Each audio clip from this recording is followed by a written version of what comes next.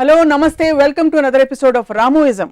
దేవుళ్ళకు కూడా కష్టాలు ఉంటాయి, దేవుళ్ళకు కూడా కథలు ఉంటాయి. ఈ కష్టాలని కథలని బంధించి పురాణాల రూపంలో మనిషికి చెప్పే ప్రయత్నమే పురాణాలు. రామాయణం, మహాభారతంగా అనేక పురాణాలుగా బయటకు వచ్చాయి. ఈ అంశంపై అంటే అనేక వివాదాస్పద ట్వీట్లు చేసి ప్రకటనలు చేసిన రామ్ గోపాల్ వర్మ గారు పురాణాల గురించి, వాటిలోని క్యారెక్టర్స్ గురించి ఏమంటారో ఇవాల్టి రామోయిజం.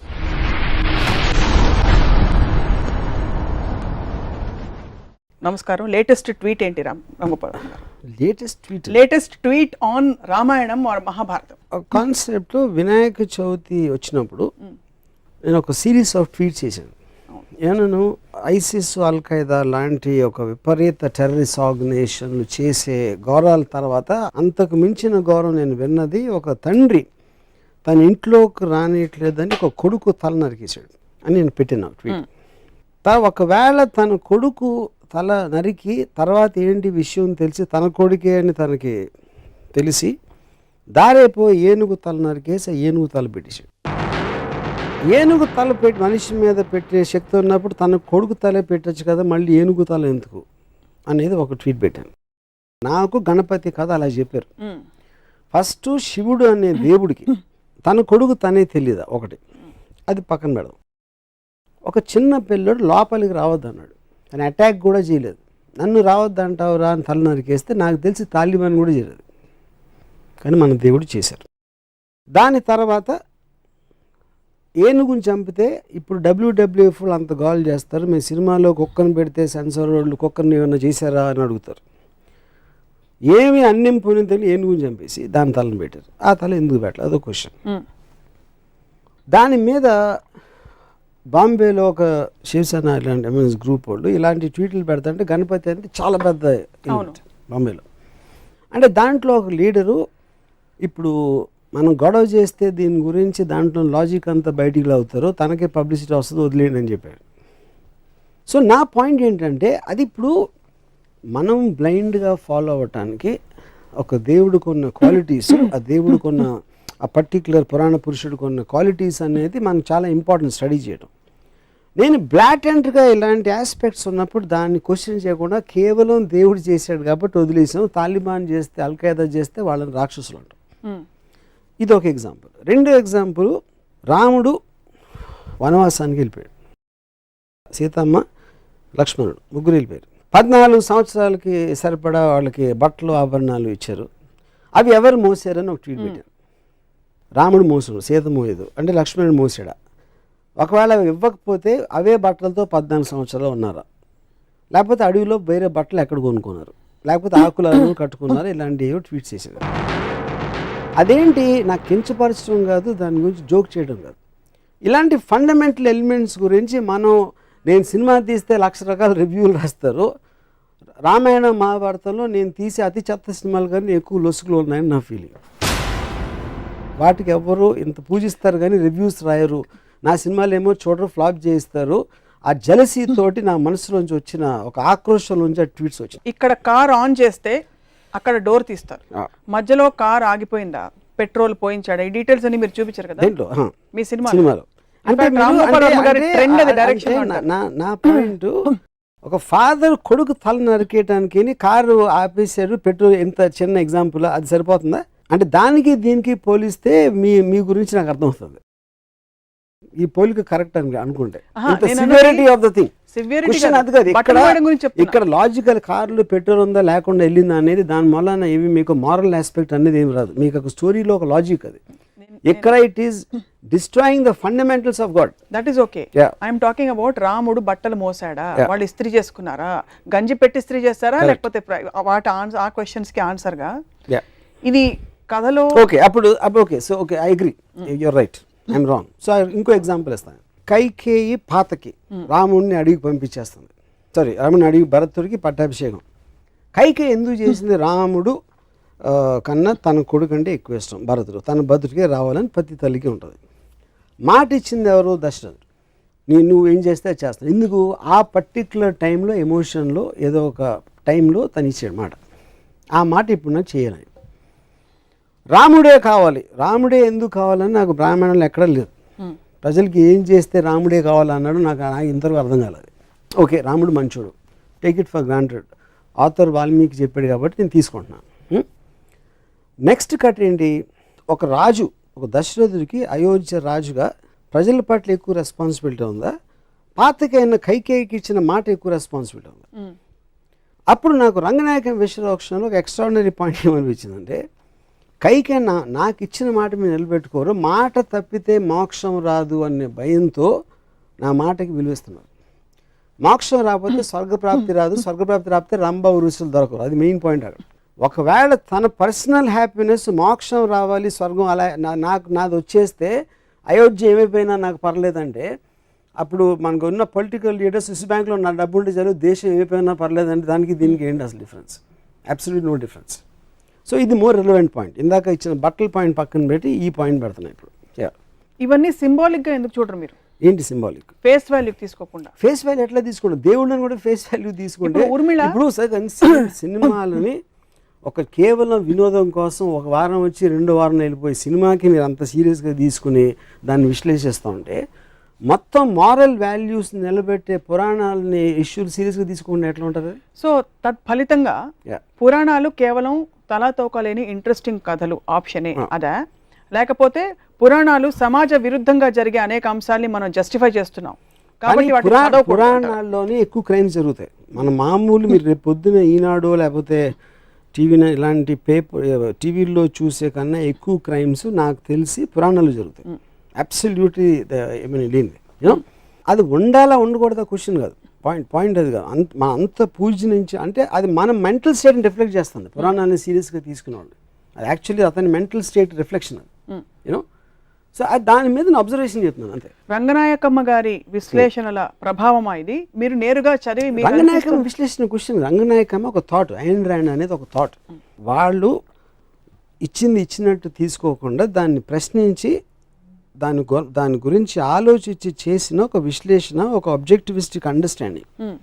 మొత్తం ప్రపంచంలో ఎవరిదైనా వెళ్ళేది మీరు ఇచ్చింది తీసుకోకుండా దాని వెనకాల ఉంది, ముందే ఉంది, దాని రీజన్స్ ఏంటి అనేది తెలుసుకుని చేయడం అనేది ప్రోగ్రెస్కి అవసరం. సో ఓవరాల్గా ఈ క్యారెక్టర్స్, ఈ ఎపిసోడ్స్ ఏవైతే మనం ప్రస్తుత సమాజంలో అర్థం చేసుకోలేనివి, ఫర్ ఎగ్జాంపుల్ బిగమి, 2 భార్యలు ఉండే దేవుళ్ళు కావచ్చు, వీటన్నిటి వల్ల ఈ పురాణాలు చదవకూడదంటారా మీరు, లేకపోతే చదివినా ప్రశ్నించండి అని అడుగుతున్నారు కదా. ఇప్పుడు దానికి ఒక గాడ్లీనెస్ ఇవ్వటం కరెక్ట్ కాదన్న. లుక్అప్ చేసి ఇలాగా ఒక గౌరవంతో చూడటం. మీరు ఏదో ఒక ఫోక్లోర్ కథలాగా విన్నారా, లేకపోతే చందమామలో కథ వచ్చిందా అనేది వేరు. మీకు మారల్ సింబల్స్ కింద ఉన్న పురాణ పురుషులు వెనకాల కథలు ఇవా అన్నప్పుడు ఏ మారల్ దాంట్లోంచి తీసుకుంటారు? ఉదాహరణకి అది రాముడు మంచివాడు, ఎక్కువ ఎందుకు మంచివాడు ఎంతవరకు అర్థం కాదు. రాముడు ఇప్పుడు శూర్పణఖ అని ఒక స్త్రీ తను కోరి వచ్చింది, ముక్కు కోసేది. అది అంటే అందవికారం అంటే అంతకుముందు అందంగా ఉండాలి కదా, ముక్కు కోస్తే ఏమవుతుంది? లేకపోతే అంతకుముందే అందవికారంగా ఉంటే ముక్కు కోసిన మాత్రం మళ్ళీ ఇంకా పెరగదు వికారం. సో మనం ఈవ్టీజ్ చేస్తున్నాం, ఒక అమ్మాయిని ఇలా అంటున్నాం అంటే మన సమాజంలో ఇప్పుడు ప్రాస్టిట్యూట్స్ని కూడా లా ప్రకారం గౌరవంగా చూడాలి, మనం కించపరిచి చూడకూడదు. ఎందుకంటే వాళ్ళు ఎందుకు అయ్యారో ఆ కారణాలు ఏదో రకరకాలు ఉంటాయి. సో ఒక స్త్రీని తన కంటి ముందు ముక్కు కోస్తా ఉంటే చూస్తే అది మంచి బెరడు ఇంటి దాంట్లో ముందు రాగానే కోసేలేదు, ఫస్ట్ ఏం చేసింది చెప్పండి.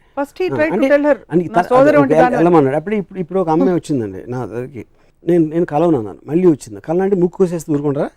ఇప్పుడు మీకు చట్టపరంగా అది కాదు, ఎథికల్ అంటున్నా. మీ చట్టం పక్కన పెట్టండి, ఎథికల్గా కేవలం ఒక హ్యూమన్ యాంగిల్లో ఒక అమ్మాయి అలా వస్తే ముక్కు కోసేస్తారా అంటున్నా. మీరు చెప్పండి. నేను కోయను, ఎవ్వరూ కోయరు. మీరు రాముడు తప్ప నాకు తెలిసి రాముడు ఆర్డర్ మీద లక్ష్మణుడు తప్పితే ఎవ్వరూ కోయరు. తాలిబాన్కి వస్తారు కాబట్టి రాముడు మరి తాలిబాన్ లా అది కాదు నేను అడుగుతున్నా, అదే క్వశ్చన్ నేను అడుగుతున్నా. నేను పెట్టిన ట్వీట్స్లో కూడా ఈ రెండిటికి నాకు సిమిలారిటీస్ కనిపిస్తున్నాయి, నాకు అర్థం కావట్లేదని పెట్టినాను. అంటే మన పురాణం గురించి మాట్లాడుతున్నాం కాబట్టి నా మోస్ట్ స్ట్రాంగెస్ట్ అబ్జర్వేషన్ నేను ఒక 5 minutes చెప్తున్నాను. తిరుపతిలో బాలాజీ ఎట్లా వచ్చాడు? అసలు బాలాజీ అనే దేవుడు పూజ చేస్తున్నారు. ఎవరు ఒక ఋషులు 14,000 సంవత్సరాల నుంచి పూజ చేస్తూ ఉంటే బ్రహ్మదేవుడికి పవర్ ఎక్కువైపోతుందని నారద మహర్షిని దాన్ని బ్రేక్ చేయడానికి పంపించాడు. నారద మహర్షి వచ్చి యాగఫలం ఎవరికి ఇస్తారు అంటే వాళ్ళు ఆలోచనలో పడ్డారు. అంటే 14,000 ఏళ్ళ నుంచి తపస్సు చేస్తా యాగఫలం ఎవరికి వాళ్ళు ఆలోచించలేదు. సో అది పక్కన పెడదాం. సరే కనుక్కోవడానికి ఎవరు బ్రహ్మ విష్ణు మహేశ్వర్లో ఎవరు దీనికి అర్హులు అని భృగు మహర్షిని పంపించారు. భృగు మహర్షి ఫస్ట్ బ్రహ్మ దగ్గరికి వెళ్తే బ్రహ్మ సరస్వతి వేణు వాయిస్తున్నారు ఏదో అవుతుంది అక్కడ బిజీ అని పంపించారు. అక్కడి నుంచి కట్ చేస్తే శివుడు వస్తే శివుడు పార్వతి బిజీగా ఉన్నారు, అవి డాన్స్ చేస్తున్నారు ఏదో అని అక్కడి నుంచి పంపించారు. నెక్స్ట్ విష్ణువు దగ్గర అక్కడ అదే పరిస్థితి. అప్పటికి భృగుకి కోపం వచ్చి లోపలికి వెళ్ళి అదే సర్పతల్పం ఏదో ఆ తల్పం మీద తన్ని వెళ్ళిపోతా ఉంటే విష్ణువు వచ్చి కాళ్ళ మీద పడి కాళ్ళు పట్టుకుని ఆ కోపానికి కారణమైన ఒక కన్ను ఏదో ఉంది అరికాళ్ళు ఉంటే దాన్ని నలిపేశాడు. తన్నిలోని వెళ్ళి కాళ్ళు పట్టుకోవడానికి కోపంతో లక్ష్మి వెళ్ళిపోయింది. స్వర్గం బోసిపోయేసరికి వచ్చి విష్ణువుని ప్రాధేయపడ్డాం, ఏంటి లక్ష్మి లేకపోతే స్వర్గంలో ఇది లేదు అది లేదు అని. అప్పుడు ఈయన ఎతకడానికి వెళ్ళాడు విష్ణు. వెళ్ళి ఎతికి ఎక్కడ దొరకలేదు. అలిసిపోయి ఒక చోట పడుకుంటే పైన ఒక పాముల పొట్ట ఏదో కట్టేసి చేమలు కుట్టేసి. అప్పుడు ఆ టైంలో అక్కడ విదురుడు రాక్షసుడి పేరు మర్చిపోయిన వాడేవారు. ద పాయింట్ ఈజ్ ఒక ఆవులు కాపరి ఒక ఆవు వెళ్ళి ఆ పర్టిక్యులర్ పాముల పొట్టలో పాలేస్తాం. సో సాయంత్రం పూట ఇంటికి వచ్చేసరికి ఒక్క ఆవు పాలు ఇవ్వట్లేదని ఆకాశరాజు భార్య రాణి ఏంటి ఆవు పాలు ఇవ్వట్లేదు అని ఎంక్వైరీ పెట్టి ఆడ పిలిచి అడిగితే నెక్స్ట్ డే ఆడ ఆవు మీద కన్నేసి ఉంచితే ఆవు వెళ్ళి పాలు పెట్టని చూశాడు. ఆవును కొట్టడానికి వస్తే ఆవును రక్షించడానికి విష్ణువు బయటకు వస్తే తన తల మీద తగిలింది దెబ్బ, ఆ కర్ర దెబ్బ. అవును. ఆ రక్తం చూసి పారిపోయి ఆకాశరాజు చెప్పాడు. ఆకాశరాజు వచ్చి ఏంటంటే ఆకాశరాజుని చూడగానే నువ్వు 7 జన్మలు పిశాచం అయిపోతామని శాపం ఇచ్చాడు విష్ణు. అదేంటి నేనేం చేశాను ఇప్పుడు చూడటానికి వచ్చి నాకు శాపం ఏంటి అంటే నువ్వు చెప్పింది కరెక్టే కానీ శాపం వెనక్కి తీసుకోలేను, అందుకని 7 జన్మలు పిశాచిగా మళ్ళీ తర్వాత దేవత పుడతామని ఒక అమెండ్మెంట్ ఇచ్చాడు విష్ణు.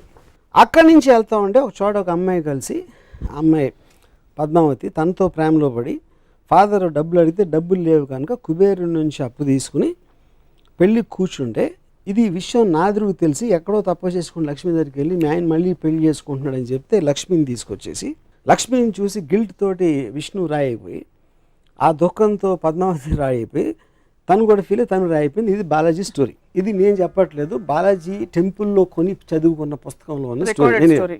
ఓకే, ఇప్పుడు నా పాయింట్ ఏంటంటే ఒకటి విష్ణు వెళ్ళి కాలు పట్టుకున్నాడు ఏదో చదపటానికి, అది లక్ష్మికి ఎందుకు చెప్పకూడదు అసలు? అందులో ఏంటి సీక్రెట్గా దాయాల్సిన అవసరం ఉంది. సో వెళ్ళిపోయింది. ఈయన ఎప్పుడు ఈ నెల ఇమీడియట్గా భార్య వెళ్ళిపోయిందంటే రూమ్ నుంచి బయటకు వెళ్ళిందా అక్కడి నుంచి దూకేసిందా ఏంటి నాకు ఎగ్జిట్ అది నాకు అర్థం కాదు. ఓకే, వీళ్ళు వచ్చి స్వర్గం అంతా బోసిపోయింది లక్ష్మీదేవిని తీసుకురావాలని ఎంక్వైరీ అని రిక్వెస్ట్ మీద తను వెళ్తున్నాడు కానీ తనలోంచి వచ్చింది కాదు. ఒకటి వచ్చి మొత్తం అంతా ఎత్తికాడు కనపడక పడుకున్నాడు. నారదుడికి మాత్రం ఒక నిమిషంలో తెలిసింది ఎక్కడ ఉన్నాడు అని. మన పాత సినిమాలు 70s సినిమాల్లో ఉంటాయి ఇలాంటి స్టోరీస్ అని. సో ఇందులో ఏ విధంగా కూడా తను చేసిందంటూ ఆకాశరాజు అడిగిన దానికి ఆకాశరాజు వస్తే 7 జన్మలు శాపం అవటం ఏంటి అసలు మీనింగ్ ఏంటది? అక్కడి నుంచి పద్మావతి అంటే ఉన్న భార్య తప్పిపోయింది లేకపోతే కనపడలేదు అలాంటి ఎలిమెంట్లో వెళ్ళి పద్మావతితో లవ్లో పడి కట్నం కోసం డబ్బులు అడిగి మనమే అంటే అలాంటి స్టోరీ అంత పూజించదగిన దేవుడికి ప్రపంచంలో ఎక్కడైనా ఉంటుందని నాకు డౌట్, ఎక్కడ తప్ప యూనో. సో నేనేమంటున్నాను, ఒక రోల్ మోడల్ గాంధీ గారు ఇలా చేశారు. ఆయన మొత్తం ఇంట్లో అంతా వదిలేసి ఆయన పూర్ పీపుల్కి లేదు కాబట్టి ఆయన ఒక ధోతి ఏదో కట్టుకుని పైన ఏమీ లేకుండా ఆయన చేశారు. ఇంకో ఫలానా లీడర్ ఏదో చేశాడు, ఇంకోటి ఎవరు ఏదో చేశారు. ఇలా రోల్ మోడల్స్ అనేవి వాళ్ళు చేసినట్టు మనం చేయాలి, మనం కూడా అంత ఎత్తుకు ఎదగడానికి ట్రై చేయాలి అనేది రోల్ మోడల్. అది పురాణ పురుషుడు అవ్వచ్చు, లేకపోతే పొలిటికల్ లీడర్ అవ్వచ్చు, లేకపోతే ఒక ప్రజానాయకుడు వాటెవర్ రిబెల్ లీడర్ అవ్వచ్చు. ఏ మాత్రం అసలు రోల్ మోడల్గా సృష్టించడానికి అనేది లేని వాళ్ళని నేను ఇక్కడే చూశాను. ఇది కేవలం హిందూ పురాణాలేనా అన్ని మతాల పురాణాలు? నాకు తెలిసిన పురాణాలు హిందూ తప్పితే నేను ఎక్కడ చూడలేదు. సో రామాయణం మహాభారతం రెండిట్లో మీ దృష్టిలో ఏది ఎక్కువ అబ్జెక్షనబుల్ అంటారు లేక ఎక్కువ కాన్ఫ్లిక్ట్? నాకు మహాభారతం అనేది నన్ను పూజించమని నాకు ఎప్పుడు చెప్పలే. Ramayanam is different. రామాయణం అనేది ఒక దేవుడు, రామాయణం బాలాజీ గణపతి అది డిఫరెంట్. మహాభారతం అనేది ఒక కథలాగా వచ్చింది. కౌరవులు పాండవులు కజిన్స్ వాళ్ళు పొలిటికల్ ఆస్పెక్ట్స్ వాళ్ళు కొట్టుకుంటున్నారు. ఒక శ్రీకృష్ణుడు అనే క్యారెక్టరు ఇంకో పని నుంచి ఇక్కడికి వచ్చాడు కాబట్టి ఒక దైవత్వం అనేదానికి ఒక చిన్న ఎలిమెంట్ ఉంది. Otherwise it's normal story. నాకు అది భగవద్గీత అవన్నీ కూడా కాదు. భగవద్గీత మీకు కనిపించదు అందులో? భగవద్గీత ఉంది కానీ పాయింట్ ఈజ్ భగవద్గీత అనేది నేను అసలు చదవలేదు. మహాభారతం మొత్తం మిగతా అంతటితో చూస్తే అది ఒకటే non interesting so me part. Disappointment I know what Bhagavad Gita is about. Me disappointment అంతా ఇంత పెద్ద పెద్ద దేవుళ్ళకి పురాణ పురుషులు అనేది రోల్ మోడల్స్, వాళ్ళకి ఆ క్వాలిటీస్ ఉన్నాయా లేదా అని నా క్వశ్చన్. ఎలాంటి క్వాలిటీస్ ఉండాలి ఇప్పుడు చెప్పాను కదా, అంటే మీరు చెప్పినవి ఇవన్నీ అంటే వాళ్ళకి they should be superior human beings. That is what the whole వాళ్ళు పాయింట్. మనిషిలా ప్రవర్తించకూడదు, రివెంజ్ ఉండకూడదు, కోపం అది కదండి, మీరు పూజించి ఫోటో పెట్టుకునేది ఎవరు అంటే ఏపాళ్ళ టైంలో గాంధీ గారు చెప్తున్నాను. గాంధీ గారు నేను 100 చెప్తాను ఇప్పుడే కూర్చుని, ఆయన ఏమేమి చేశారు, ఎంత మహానుభావుడు అని. I can't say the same. Balaji గురించి నేను చెప్పలేను, గణపతి గురించి చెప్పలేను, రాముడి గురించి చెప్పలేను. ఇప్పుడు మీరు ఇంత వివాదాస్పద వ్యాఖ్యలు ఖచ్చితంగా కాంట్రవర్షియల్ స్టేట్మెంట్స్ అని మీరు చెప్తున్నవి, ఎవరి సెంటిమెంట్స్ హర్ట్ అవుతాయని అనుకోరా? హర్ట్ అవుట్ అండి, ఎక్స్ప్రెషన్ చెప్తున్నాను. నేను అడిగిన ఒక లాజికల్ క్వశ్చన్, అది చాలా లాజికల్ క్వశ్చన్ నేను అడుగుతున్నాను.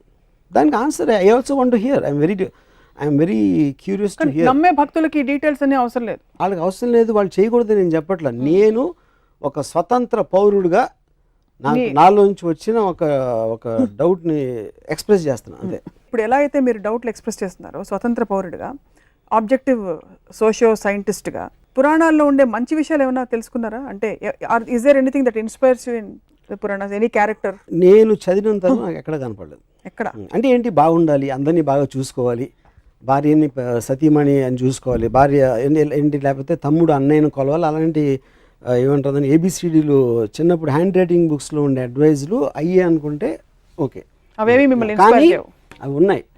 కానీ ఏదైతే ప్రిన్సిపల్ క్యారెక్టర్స్ పురాణంలో వాళ్ళు ఎవ్వరు దాన్ని పాటించారు. మనకి చెప్పే నీతులు పురాణ పురుషుల్లో అత్యంత పెద్దవాళ్ళని మనం అనుకుని ఎవ్వరూ అవి పాటించారు. ఇప్పుడే మీకు ఎగ్జాంపుల్స్ చెప్పాను. పురాణ పురుషుల్లో ఉదాహరణకి పురాణాల్లో ఇంటెన్షన్, ఒరిజినల్ ఇంటెన్షన్, రాముడు లాంటి ఒక మహోన్నతమైన మానవ రూపంలో ఉండే దేవుడు ఇంకో పరస్త్రీకి వేసి కన్నెత్తి చూడు, అందుకే రాముడు అంతటి నిజాయితీ ఉండే వ్యక్తి, అంటే కమిట్మెంట్ ఉండే వ్యక్తి అని చెప్తారు. అలాగే సీతమ్మ వారు ఆవిడ వెళ్ళి అశోకవనంలో కూర్చున్న సమయంలో రావణాసురుడు అంతటి ఘోరమైన రాక్షసుడు కూడా, 10 తలకాయల రాక్షసుడు కూడా పరస్త్రీ కదా అని అడ్వాంటేజ్ తీసుకోలేదు. ఆవిడ అశోకవనంలో అక్కడ పెట్టాడు కానీ ఆవిడని. So there lot of good things to talk about. ఇప్పుడు చెప్తాను. ఇప్పుడు విష్ణువు అనే ఒక దేవుడు డబల్ రోల్లో రాముడు కృష్ణుడుగా వచ్చాడు. రాముడేమో ఏకపతివ్రతుడు, కృష్ణుడేమో 1000 మంది గోపికలతో ఉంటాడు. సో అప్పుడు ఎవరిని తీసుకోవాలి నేను?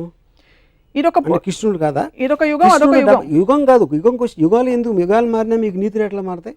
ఎందుకంటే ఫోకల్ పాయింట్ మారుతుంది, మీరు పర్స్పెక్టివ్. అప్పుడు రాముడు ముందా కృష్ణుడు ముందా? రాముడే ముందు. రాముడు ముందు. అప్పుడు కృష్ణుడికి 1000 వస్తే ఇప్పుడు 1,00,000 అవ్వాలిగా. ఇంకొక అవతారం వస్తే వస్తుందేమో. అది కాదు, మీ రోల్ మోడల్ అప్పుడు మనం ఫాలో అవ్వాలి.